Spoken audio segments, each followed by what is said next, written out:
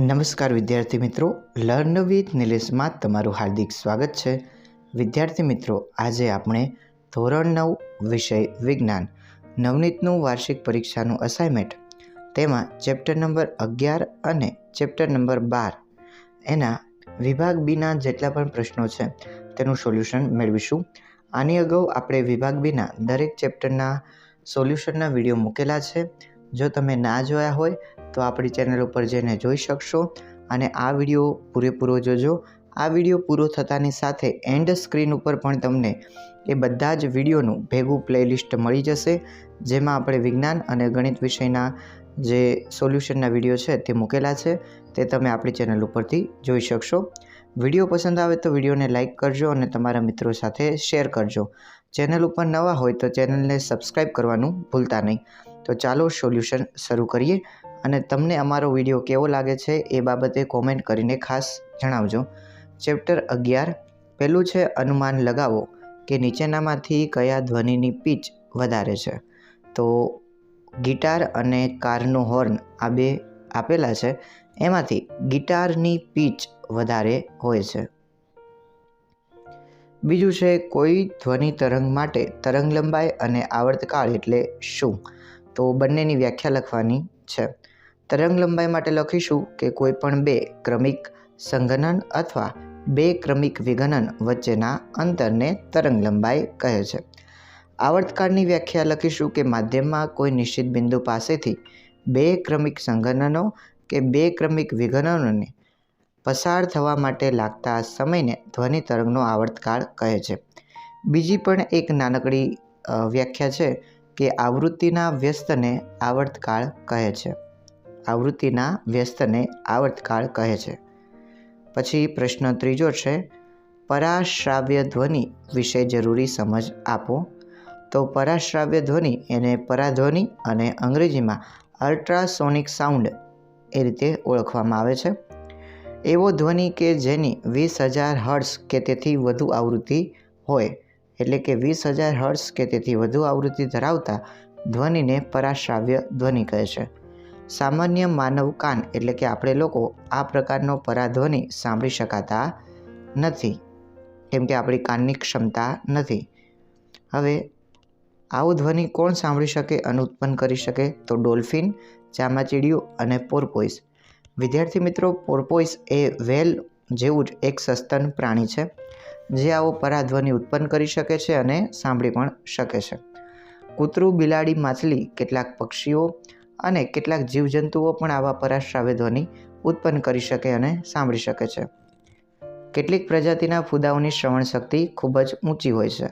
આ ફૂદા ચામાચીડિયા દ્વારા ઉત્પન્ન થતા ઉચ્ચ આવૃત્તિના ચીંચી જેવા ધ્વનિને સાંભળી શકે છે અને તેથી તેમને પોતાની આસપાસ ઉડતા ચામાચીડિયા અંગેની જાણકારી મળી જાય છે અને પોતાને પકડાઈ જતા બચાવે છે. ઉંદરો પણ પરાધ્વનિ ઉત્પન્ન કરીને કેટલીક રમતો રમે છે. ચોથો પ્રશ્ન છે કોઈ પડઘો 3 સેકન્ડ પછી સંભળાય છે. જો ધ્વનિની ઝડપ 342 મીટર પ્રતિ સેકન્ડ હોય તો ધ્વનિનો જે સ્ત્રોત છે અને પરાવર્તક સપાટી વચ્ચેનું અંતર કેટલું હશે? તો અહીંયા આપણે જે અંતરનું સૂત્ર જાણીએ છીએ એ જ લખવાનું છે કે ઝડપ બરાબર અંતર ભાગ્યા સમય. હવે તમારે અંતર શોધવું છે, અંતરને કરતાં બનાવો તો ઝડપ અને સમય બેનો ગુણાકાર થઈ જાય. તો એ વસ્તુ આપણે અહીંયા લખી છે કે અંતર બરાબર ધ્વનિની ઝડપ અને સમય. તમને કુલ અંતર એટલે શું થાય કે ધારો કે અહીંયાથી કોઈ ધ્વનિ ઉત્પન્ન થઈ રહ્યો છે અને આ પરાવર્તક સપાટી છે, એ ધ્વનિ અહીંયા જશે અને અહીંયાથી પાછો આવે ત્યારે જ તમને પડઘો સંભળાઈ શકે.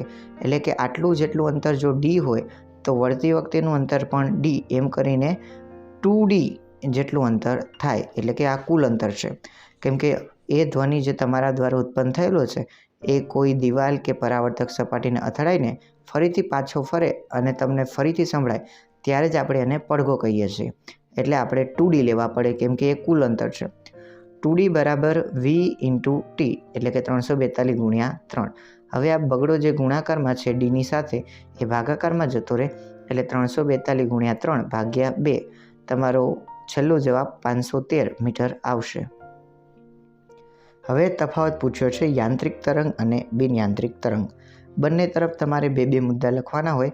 પહેલો મુદ્દો યાંત્રિક તરંગનો હોય છે અને બીજો મુદ્દો બિન યાંત્રિક તરંગ માટે છે. તો યાંત્રિક તરંગના પ્રસરણ માટે માધ્યમ હોવું જરૂરી છે, જ્યારે બિન યાંત્રિક તરંગના પ્રસરણ માટે માધ્યમ જરૂરી નથી.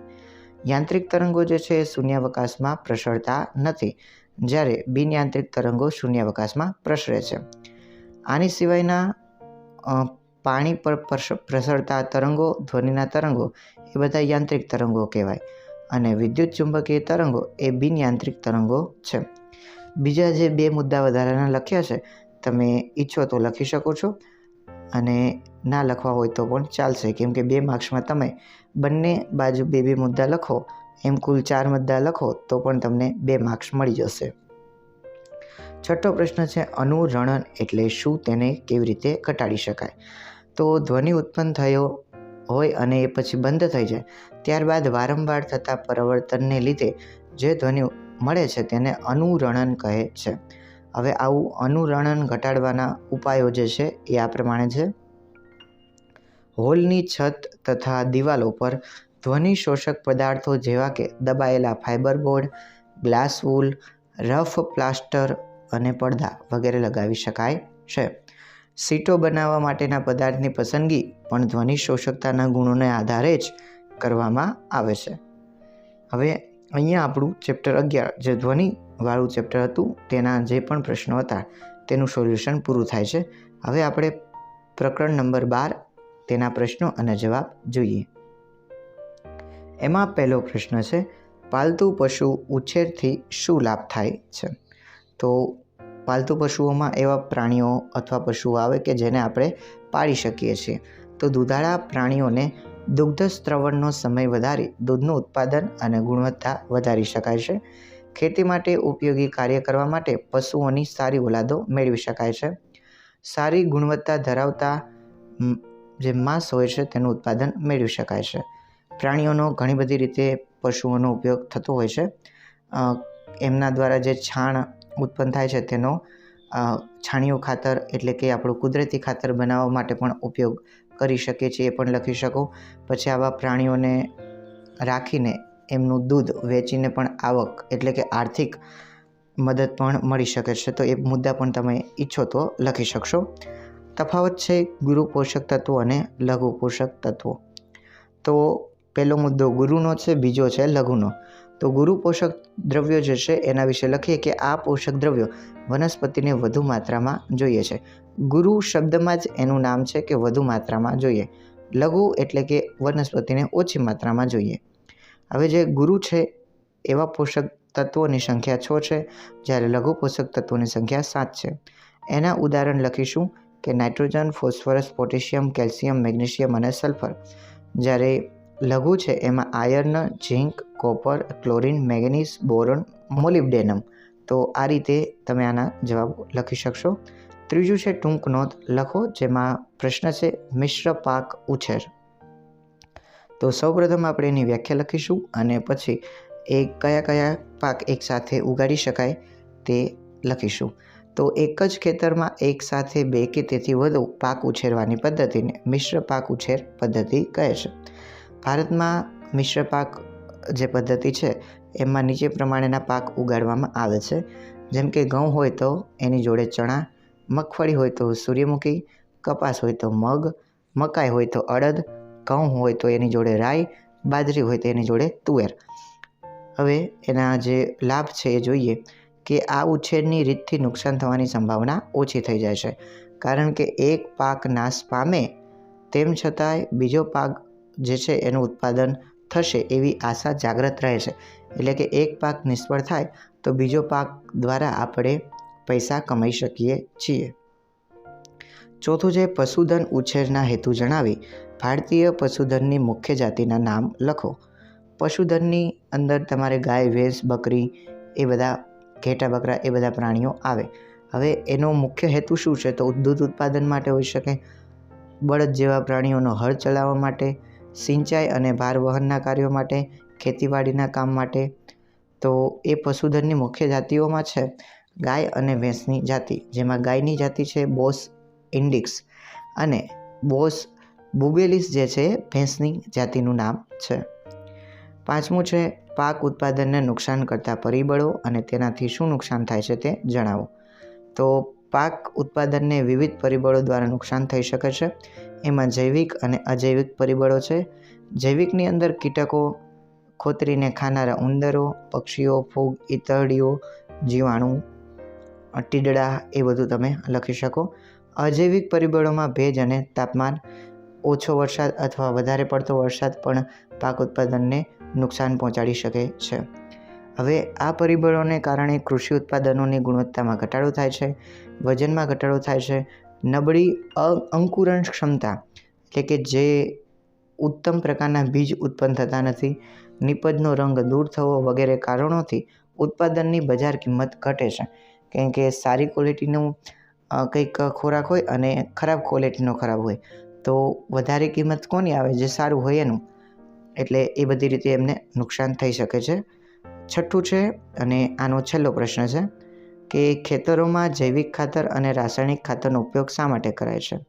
તો ખેતરોમાં જૈવિક ખાતર અને રાસાયણિક ખાતરનો ઉપયોગ ભૂમિની ફળદ્રુપતા જાળવવા માટે, ભૂમિમાં ખનિજ પોષક દ્રવ્યો ઉમેરવા માટે, સારી રીતે વાનસ્પતિક વૃદ્ધિ એટલે કે પર્ણો, શાખા અને પુષ્પો સરસ રીતે ઝડપથી આવે અને એનો વિકાસ સારી રીતે થાય અને એના દ્વારા સ્વસ્થ વનસ્પતિ અને વધારે ઉત્પાદન મેળવવું હોય તો એના માટે એનો ઉપયોગ થાય છે. આ ઉપરાંત તમે જે જૈવિક ખાતર એટલે કે આપણું કુદરતી જે ખાતર છે એના લાભ લખી શકો. અને રાસાયણિક ખાતરના આમ તો મોટે ભાગે નુકસાન છે, પણ એની સાથે ફાયદો એ છે કે ઝડપથી ઓછા સમયની અંદર વધારે ઉત્પાદન કરાવી શકે છે. એ એક એનો ફાયદો છે. તો તમારે આની અંદર ઉપયોગ કરવાની વાત છે એટલે કે ફાયદાઓ બધાના લખવાના છે. તો ગેરફાયદા ના લખતા ફાયદાઓ લખી શકશો. તો એવા મુદ્દા પણ તમે વધારીને લખી શકશો. હું આશા રાખું છું કે આ વિડીયો દ્વારા તમને ચેપ્ટર નંબર 11 અને 12ની સારી રીતે સમજૂતી મળી ગઈ હશે અને આ વિડીયો તમને જરૂરથી પસંદ આવ્યો હશે. આ વિડીયોમાં તમે અંત સુધી જોતા હોય તો કોમેન્ટમાં લખજો કે મેં આખો વિડીયો જોયો છે અને તમે આપણી ચેનલને સબસ્ક્રાઈબ ના કરી હોય તો કરી દેજો. વિડીયોને લાઇક કરવાનું ભૂલતા નહીં. લાઇક કરશો તો અમને પણ તમારા માટે મદદ કરવા માટે નવા વિડીયો બનાવવાનો આનંદ આવશે અને અમને નવા વિડીયો બનાવવા માટે પ્રોત્સાહન મળશે. તો આવજો. ધન્યવાદ. આપણે મળીશું નવા વિડીયોમાં.